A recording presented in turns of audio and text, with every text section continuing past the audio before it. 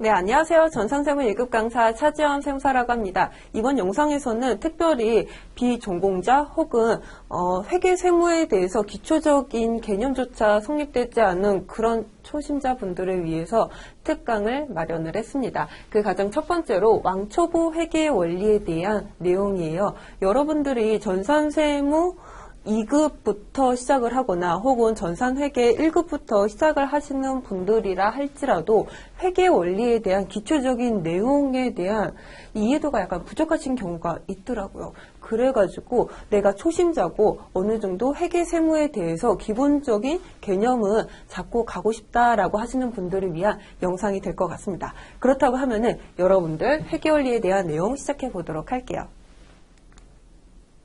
일단은 그 첫 번째로 회계의 기본이에요.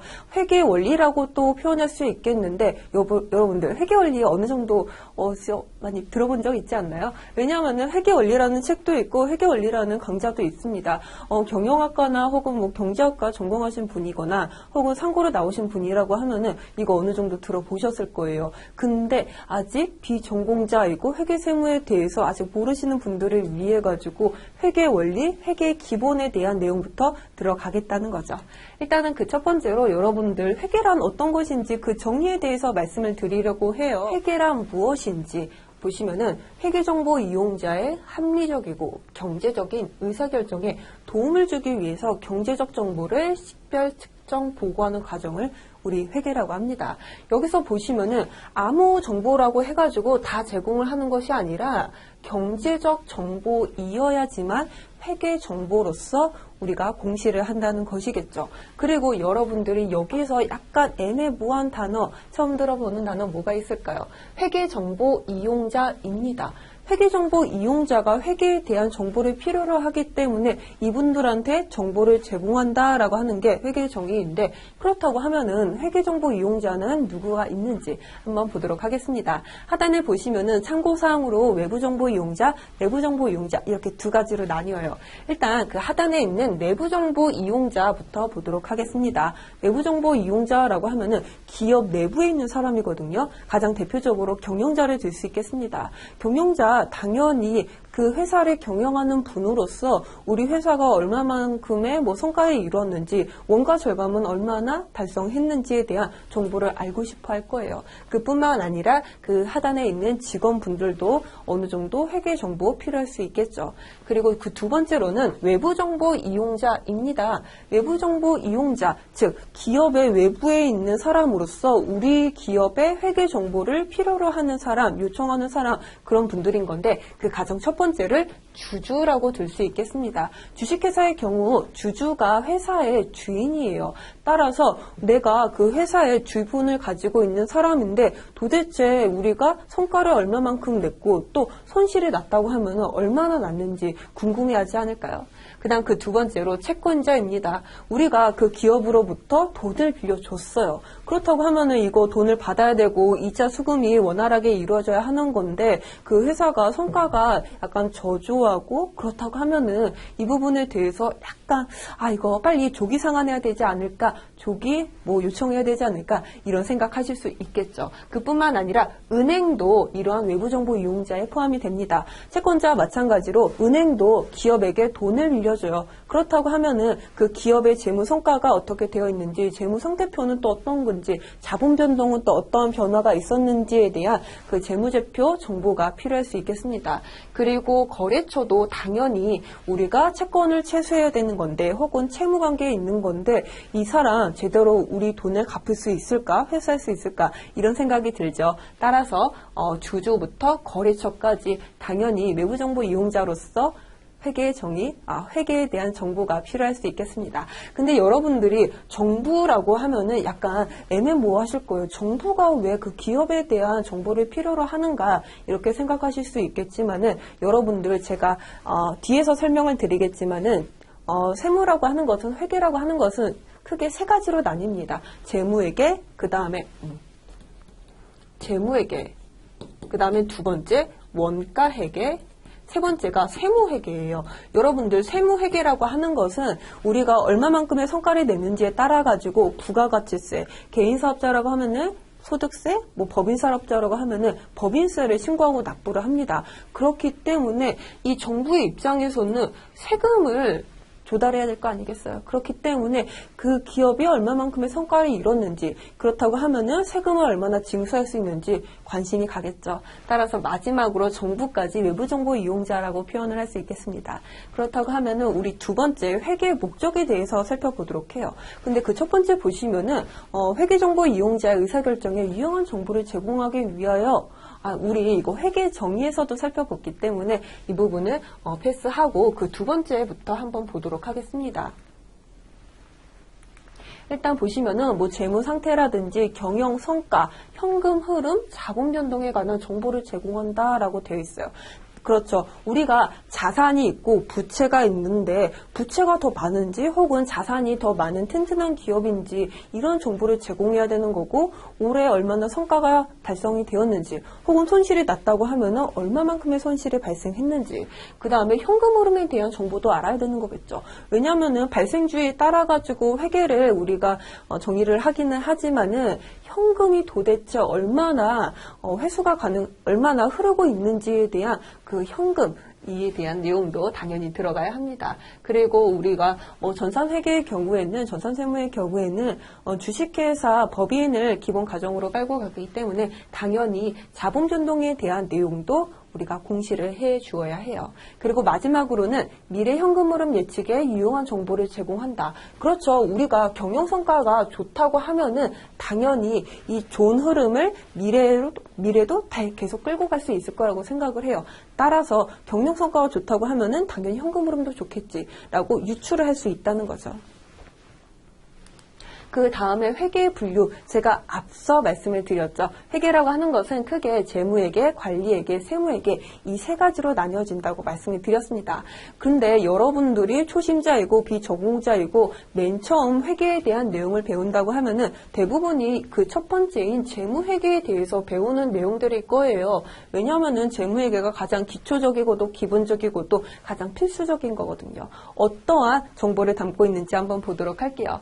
기업의 외부 정보 이용자, 제가 어떤 분이라고 말씀드렸죠? 주주, 채권자, 거래처, 그 다음에 은행, 정부까지 이런 분들이 우리의 회계 정보를 필요로 한다. 그렇기 때문에 재무회계라고 하는 것을 통해서 재무상태표, 손익계산서 등 재무제표를 작성하여 공시하여야 된다고 말씀을 드렸습니다. 제가 지금까지 말씀을 드린 게 재무회계예요. 그렇다고 하면은 이 재무회계 이 하나밖에 없느냐? 그건 아니죠. 그 하단에 보시면은 관리회계라고 있습니다. 우리 회계정보 이용자라고 해가지고 외부정보 이용자도 있겠지만은 앞서 내부정보 이용자도 있다고 말씀을 드렸습니다. 어떤 분이었죠? 경영자와 그 다음에 직원이었죠. 도대체 이런 분들은 어떠한 정보를 필요로 하는가, 그리고 그 필요로 하는 정보를 또 어떻게 어떻게 부르는가, 관리회계라고 하는 것이겠죠.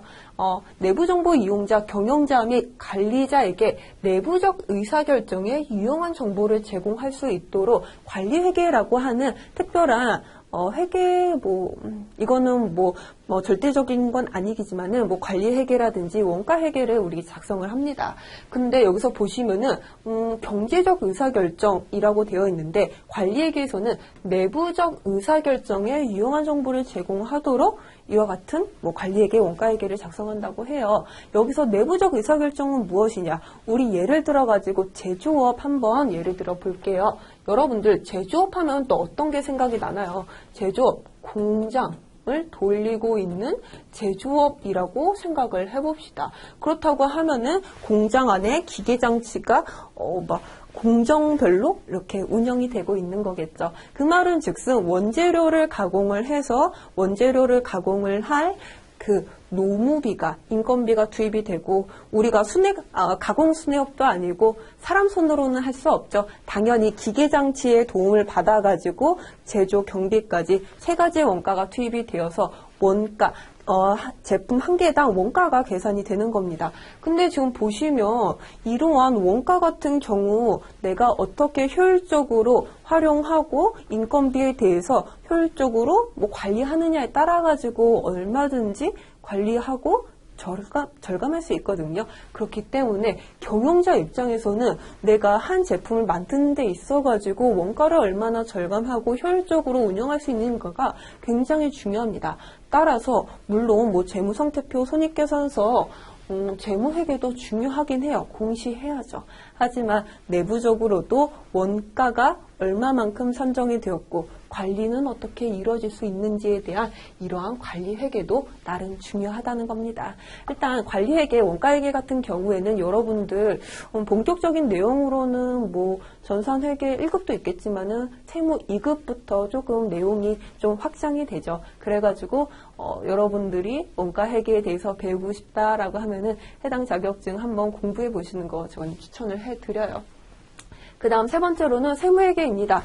세무회계 제가 앞서 말씀드렸죠. 외부정보 이용자 중에서도 정부가 있는데 이분들이 도대체 왜 우리 기업에 대한 정보를 필요로 할까라고 여러분 제가 말씀을 드렸습니다. 당연히 정부의 입장에서는 그 기업이 얼마만큼 성과를 발휘했고 거기서 세금을 거둘 수 있는지가 가장 화두예요. 궁금해해요. 그렇기 때문에 뭐 재무회계도 있고 관리회계도 있겠지만은 이 정부에게 우리가 얼마만큼의 성과를 얻었고 부가가치세 과세표준은 어떻게 얼마만큼 산정이 되었는지에 대한 내용을 여러분들이 따로 신고할 필요가 있습니다. 지금 보시면은 뭐 정부 지방자치단체에 세금을 납부하기 위한 과세소득을 계산하는 회계라고 되어 있는데 여기서 세금이라고 하는 것은 무엇일까요? 여러분들 아직 전산세무 2급이라든지 전산회계 1급, 세무 1급 정도 아직 다 취득하지 않은 아직 약간 새로운 단계에 접하신 분이라고 하면은 어떤 세금이 있는 것조차 약간 애매모호하시죠? 그러면은 여러분들 부가가치세에 있다고 봅시다.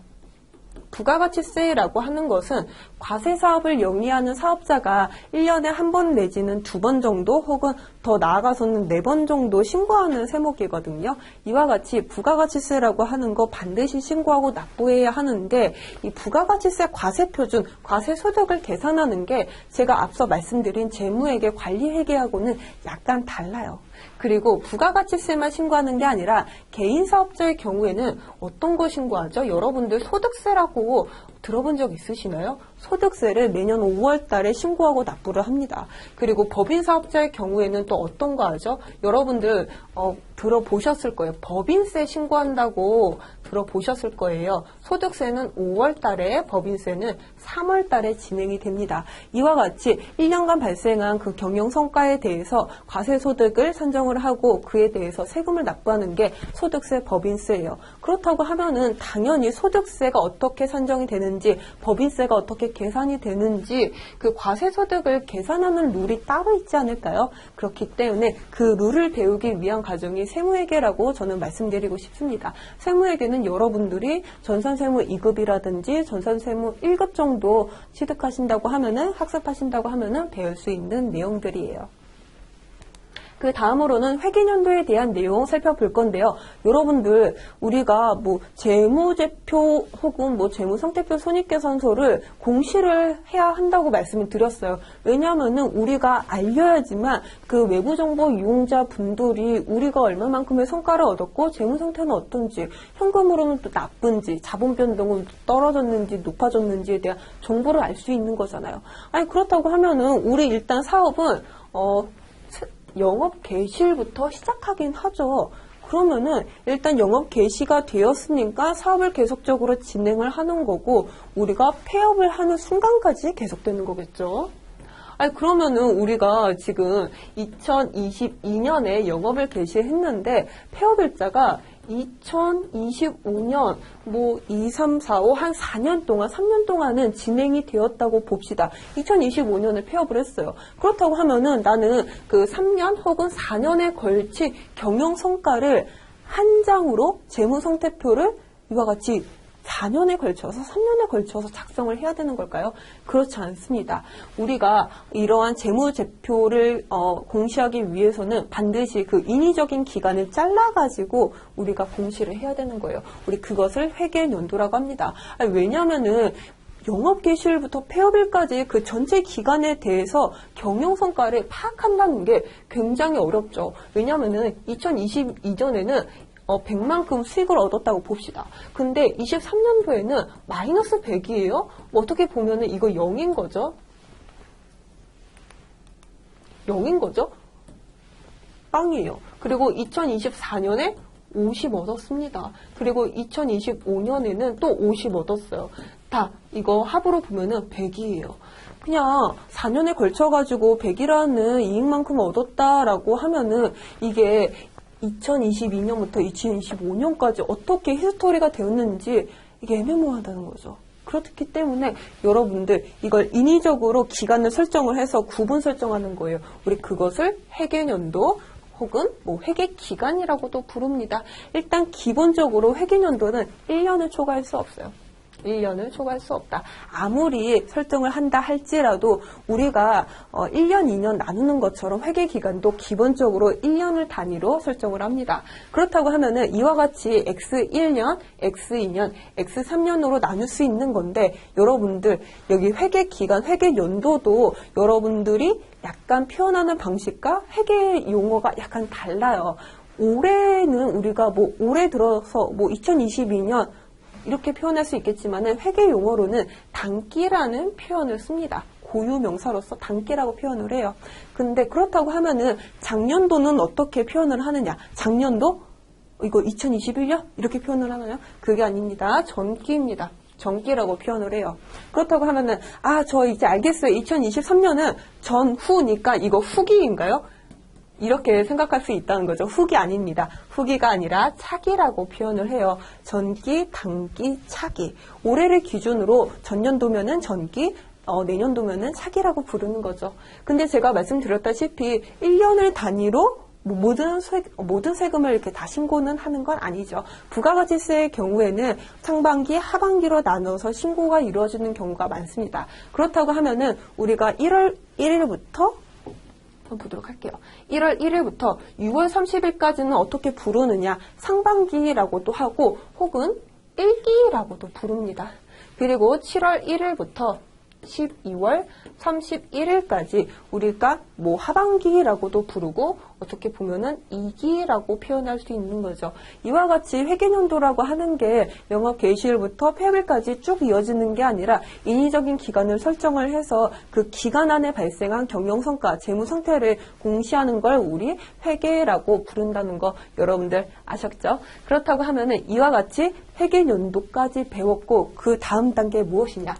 우리 회계 순환에 대해서 배워보도록 할 건데 본격적인 분계가 어떻게 설정되는지 분계에 이어서 뭐 전기 그리고 마지막으로는 재무상태표가 어떻게 작성이 되는지에 대한 내용 살펴볼 거거든요. 근데 일단은 여러분들 회계의 기본 원리에 대해서 일단 한 4가지 정도 습득하고 복습하시고 그 다음 단계에서 여러분들 보도록 할게요. 여러분들 수고하셨습니다.